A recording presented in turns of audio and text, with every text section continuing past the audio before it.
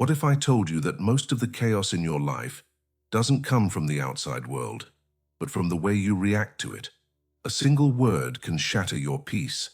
A contemptuous look can steal your day. And one impulsive gesture can create consequences you carry for weeks. Marcus Aurelius warned us, "You have power over your mind, not outside events. Realize this, and you will find strength." True strength isn't about reacting quickly, but about mastering the rare skill of not reacting. Modern science confirms what the Stoics knew 2,000 years ago. Nearly 90% of our daily decisions don't come from reason, but from emotion.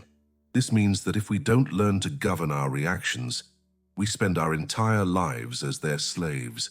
The world shouts, provokes, and pokes, but the power lies in how we choose to respond. In an age of relentless notifications and emotional traps at every corner, calm isn't weakness, it's power. The power of not reacting. If you want to build an inner peace that no chaos can shake, stay with me until the end of this video.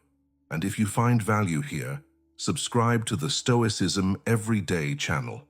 This way, you'll build the habit of tending to your inner peace and growing in maturity with each new lesson. Seneca said, "The greatest remedy for anger is delay." Think about it. A pause, just a few seconds of silence, can save a marriage, preserve a friendship, or prevent a disastrous financial decision. We live in a culture that values speed, quick replies, instant judgments, immediate reactions. But speed without wisdom is just chaos in motion. The pause isn't weakness. It's the invisible shield of the strong. Imagine a leader who receives bad news, sees stocks plummet, and criticism explode. If they react in the heat of emotion, they create more destruction. But if they breathe, consult, and reflect, their words come out filled with calm and clarity. The difference isn't intelligence, it's the pause. And you can practice it with something simple. 3 conscious breaths.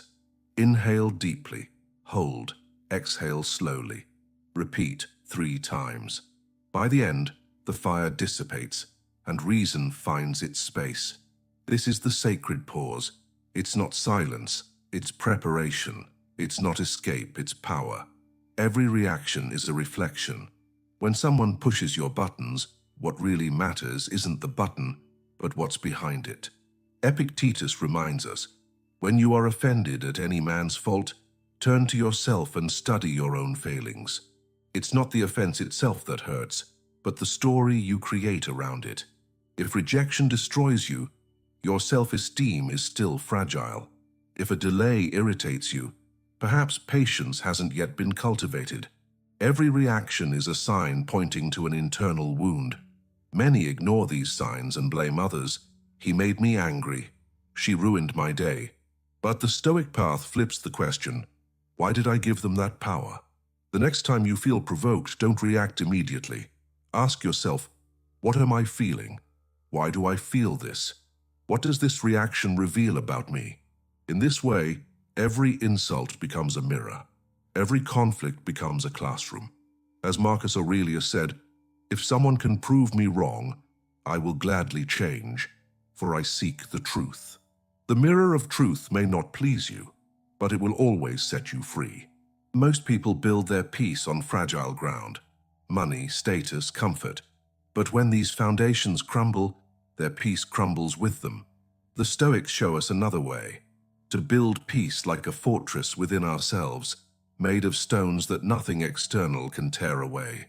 Marcus Aurelius wrote, "Men seek retreats for themselves in the country, by the sea, in the mountains, but peace is found within." Imagine a castle withstanding storms outside while the flame inside keeps burning. That can be your mind, if you build your fortress on values and principles, not on praise and fleeting gains. For this, 3 practices. First, discipline of thought. What you feed your mind shapes your life. Second, mastery of desire. The less you need, the freer you will be. Third, courage in the face of adversity. Peace is not the absence of fear, but the presence of strength. Epictetus sums it up. No man is free who is not master of himself. Your inner fortress is the shield against criticism, loss, and storms. Most believe that strength is about resisting, pushing back, reacting with intensity. But true strength, like in Aikido, is about redirecting energy instead of fighting it. Emotions are not enemies to be crushed, but forces to be transformed. Anger can destroy relationships, but redirected, it becomes courage to fight for what is right. Fear can paralyze, but redirected, it becomes preparation and prudence. Sadness can weigh you down, but it can also blossom into compassion. Seneca said, "We suffer more often in imagination than in reality." This means the energy of an emotion only becomes destructive when it's not guided. The exercise is simple. Name the emotion. This is anger, this is fear. Feel the energy in your body, then redirect it towards something useful. Anger into discipline, fear into planning, sadness into empathy. This is not repression, it's transformation. Remember, water doesn't resist the rock, it flows around it. And over time, it shapes even the hardest stone. This is emotional Aikido, the art of using every emotion as fuel for growth. Life will break you. That's not a pessimistic view, it's just reality.